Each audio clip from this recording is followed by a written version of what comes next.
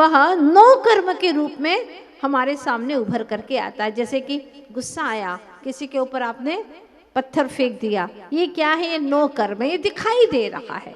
भाव कर्म आप महसूस कर रहे हैं, द्वेष भाव महसूस कर रहे हैं, पर जो कर्म का उदय है, क्रोध कर्म का उदय, वह आपको आंखों से दिखाई नहीं देता। कई बार आप बच्चों से कहते हैं, देखो बेटा ऐसा नहीं करते, हाँ भगवान पाप दे देंगे तुमको, भगवान पाप देंगे। अब वो भगवान से ही डरने लगता है। डरना किससे था? अपने पापों से, अपने गलत कामों से डरना था। लेकिन आपने किससे डरा दिया? अगर महाराज सामने हो, माता जी सामने हो, तो कहोगे देखो माता जी पाप देंगे तुमको, हाँ महाराज पाप देंगे तुमको, नरक में भेज देंगे। हाँ, तो ऐसी स्थिति में बच्चा किससे डरेगा? बिल्कुल जो हमें सदराह दिखाने वाले उनसे ही डरेगा, तो बड़ा होकर के वो उनके पास में जाएगा ही नहीं। यही तो वजह है, आप लोग आ जाते हैं लेकिन एक बच्चा दिखाई नहीं देता आपकी धर्म सभाओं में। क्यों? क्योंकि आपने बचपन से ही डरा करके रखा है उसको। जबकि हमारे भगवान वीतरागी प्रभु पाप कहाँ से देंगे? वो तो पाप क्या पुण्य से भी रहित हो गए। जब है ही नहीं उनके पास में तो देंगे कहाँ से? जब उनके पास में पाप नहीं, पुण्य नहीं, तो देंगे कहाँ से? कर्म का संबंध हमेशा चेतन के साथ दिखाई देता है, अचेतन के साथ में नहीं। तो फिर पुद्गल के अंदर जो परिणमन दिखाई देता है, जैसे कि एक गिलास था कांच का, वो फूट गया। कैसे फूटा? कोई प्रश्न कर सकता है, कौन से कर्म के उदय से फूटा? पुद्गल में कोई कर्म का उदय नहीं होता, वो कर्म से संबंध कर सके ऐसी क्षमता ही नहीं, क्योंकि कर्म स्वयं ही पुद्गल है, कर्म स्वयं ही पुद्गल है। अब कपड़े फट गए, बर्तन टूट गए, ये सब उनका वैसा ही परिणमन होना था, वैसे ही परिणमन की योग्यता थी, ऐसा निमित्त मिला और उसका उस रूप परिणमन हो गया। किसी ने लात मारी और कांच का ग्लास फूट गया। लात का मारना, लगना, ये उसके लिए निमित्त है, और फूटना वो उसकी योग्यता है। अगर पीतल का होता तो फूटता नहीं, कांच का है तो फूटा, क्योंकि कांच के अंदर फूटने की क्षमता है, सामर्थ्य है, लेकिन पीतल के अंदर फूटने की क्षमता नहीं है। बस उसी प्रकार से प्रत्येक वस्तुओं के अंदर अपनी अपनी योग्यता हुआ करती है। अगर भगवान ये सब कुछ करते तो बताइए, ये सारी प्रकृति के अंदर हम जो देख रहे हैं, आम में मिठास किसने भर दी? नींबू में खटास किसने भर दी? इमली में खटाई किसने भर दी? बताओ आप। भुट्टे की क्या सेटिंग की है, बिल्कुल क्रमबद्ध।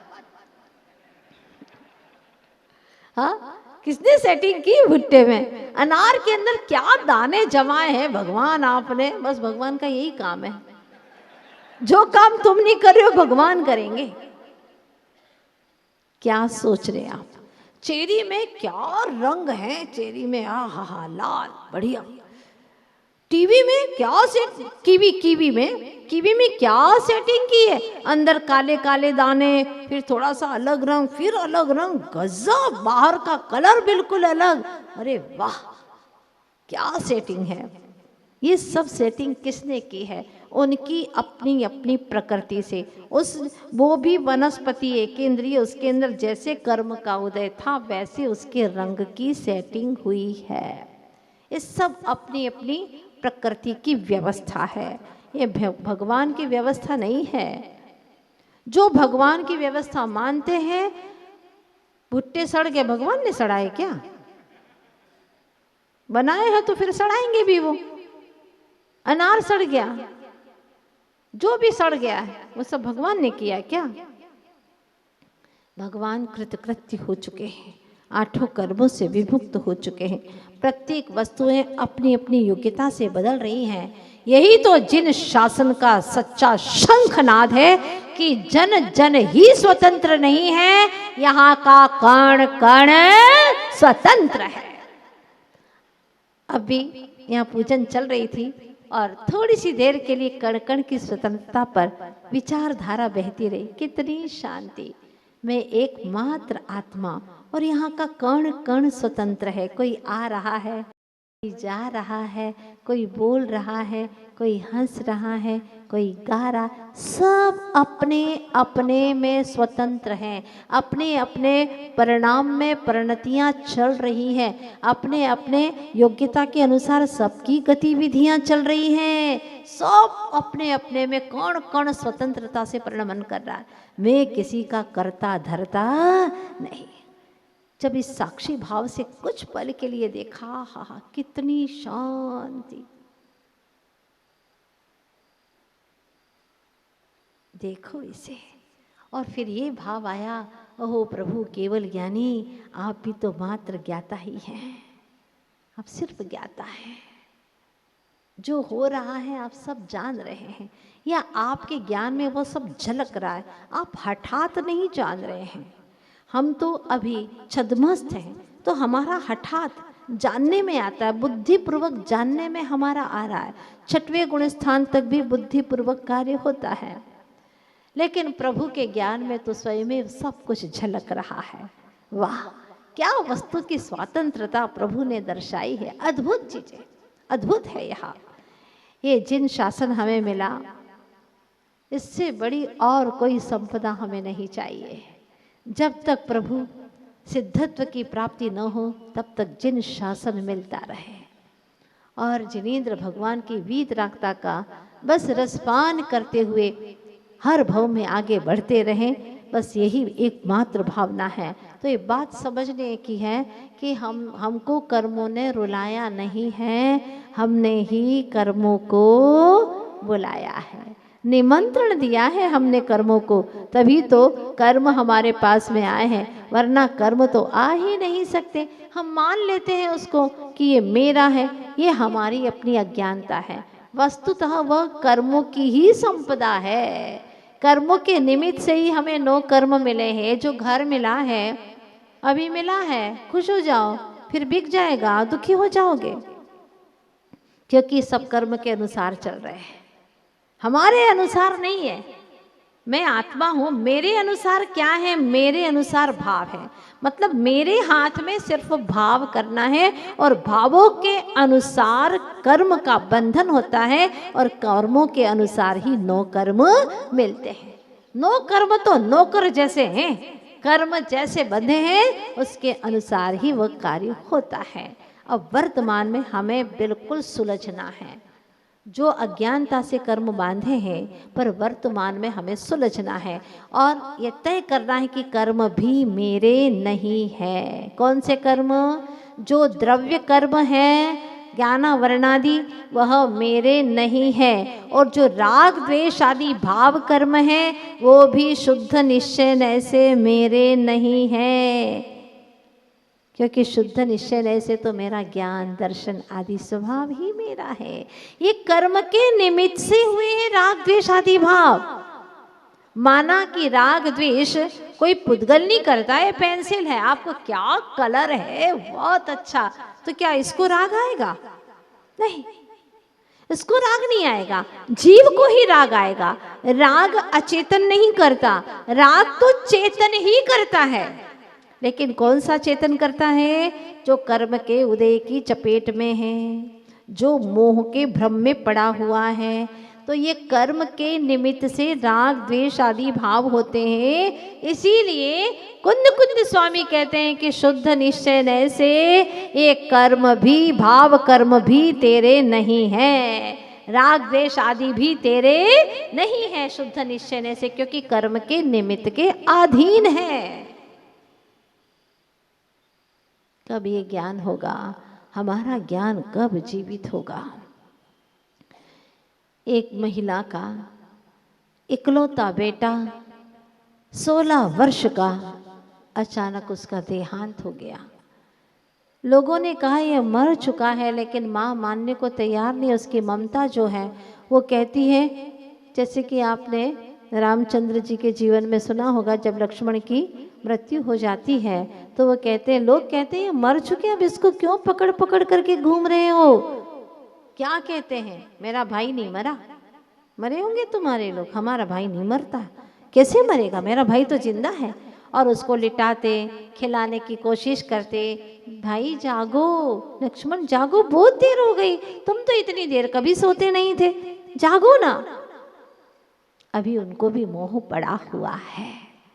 मोह से वह भी समझते हैं कि अभी ये उठने ही वाला है, अभी जगने ही वाला है। ऐसे ही वह माँ मानने को कतई तैयार नहीं थी कि मेरा बेटा, नहीं नहीं, वो मरा ही नहीं, मुझे छोड़ के जा ही नहीं सकता। उसने वादा किया था, कर लो चाहे कितने ही वादे, लेकिन कर्म तुम्हारे वादे को स्वीकार नहीं करता। माँ मानने को तैयार नहीं है। अब क्या करें, और किसी को छूने भी नहीं देती, कोई उठा करके न ले जाए मेरे बेटे को, इसलिए छूने भी नहीं देती है। परेशान सारे लोग। शाम ढलने को है। तब एक वहाँ पर बहुत बड़े विद्वान थे, उन्होंने कहा ठीक है, तुम्हारा बेटा तो सच में जिंदा है। हाँ, पहली बार उसकी आंखों में चमक आई, बहुत अच्छा लगा कि कोई व्यक्ति तो मिला मुझे। हाँ, तब उसने कहा कि तुम एक काम करो, तुम्हारा बेटा बिल्कुल अभी बैठ जाएगा, खड़ा हो जाएगा, लेकिन एक काम करो, इसके लिए तुम्हें एक पुरुषार्थ करना पड़ेगा। बोलो, मैं तो सब कुछ करने को तैयार हूँ, मेरा बेटा एक बार जागृत होकर के बैठ तो जाए, मुझसे माँ कहे, हाँ, मेरे हाथ से भोजन करे, मैं तो चाहती हूँ आप जो कहो सो करने को तैयार हो। तो एक काम करो, तुम है ना किसी के घर से सिर्फ एक मुट्ठी भर राई के दाने ले आओ, राई के दाने। ओ, अभी लेकर के आती हूँ। और वह जाती है, पर वो कहता, सुनो सुनो एक बात, हाँ, उसके घर से मुट्ठी भर राई के दाने लाना जिसके घरों में कभी भी आज तक किसी की मृत्यु ना हुई हो, किसी की मौत ना हुई हो, उसके घर से राई के दाने ले आना। अब वह सुन करके सोचती, हाँ फिर भी मिल ही जाएंगे राय, मुझे तो सब देने को तैयार है, क्योंकि गांव में मेरा बहुत अच्छा प्रेम व्यवहार है। जाती है और पूछा, राई के दाने मिल जाएंगे, मेरा बेटा बैठ करके खड़ा हो जाएगा, बोलने लगेगा, जरा एक मुट्ठी भर राई के दाने दे दो। वो दे कहती है कि एक मुट्ठी क्या, हम तो पूरी बोरी भर के देने को तैयार है, तुम्हारा बेटा बस जाग तो जाए, हाँ ले जाओ। लेकिन एक बात है, शर्त यह है कि तुम्हारे घर में किसी का मरण तो नहीं हुआ कभी भी। ऐसा कैसे हो सकता है? हाँ, अभी 2 साल पहले ही हमारे ताऊ जी मर गए हैं, तो तुम्हारे घर का नहीं काम आएगा। दूसरे घर में गई, वहाँ पूछा, उन्होंने कहा कैसी बात करती हो, हमारे तो अभी दादा 5 साल पहले ही गुजरे हैं। हाँ, इसके बाद में और तीसरे घर में गई, जिस घर में पूछा सब जगह कोई न कोई आगे पीछे ऐसा कोई घर नहीं था जिसके परिवार में किसी का मरण ना हुआ हो। जब काफी समय बीत गया, अंधेरी रात हो गई, वह लौट करके आती है। उस अंधेरी रात में उसे एहसास होता है, एक भीतर में ज्ञान का दिया जलता है कि जो आता है उसको जाना ही है, जो पर्याय मिली है वो विनश्वर है। आत्मा शाश्वत है, लेकिन पर्याय तो जाने के लिए आती है।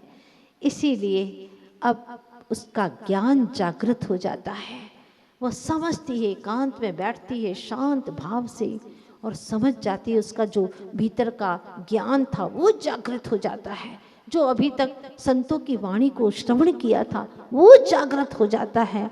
और फिर वह घर पे आती है। विद्वान प्रतीक्षारत थे कि आएगी, लेकिन खाली हाथ ही आएगी, ये तय बात है।